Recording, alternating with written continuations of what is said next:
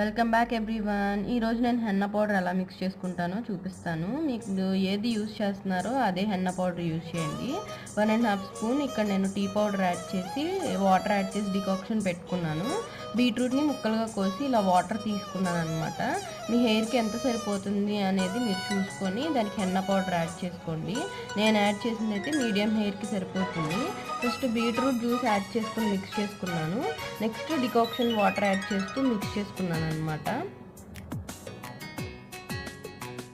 మీరు కావాలంటే వాటర్తో మిక్స్ చేసి పెట్టేసుకోవచ్చు, కానీ ఎప్పుడు నేను ఇలా ప్రిపేర్ చేస్తాను. ఇలా మిక్స్ చేసిన దాన్ని 2 అవర్స్ రెస్ట్ ఇవ్వండి, లేదా ఓవర్ నైట్ అన్నా రెస్ట్ ఇవ్వండి. రెస్ట్ ఇచ్చి పెట్టుకుంటే కొంచెం బాగుంటుంది హెన్నా అనేది.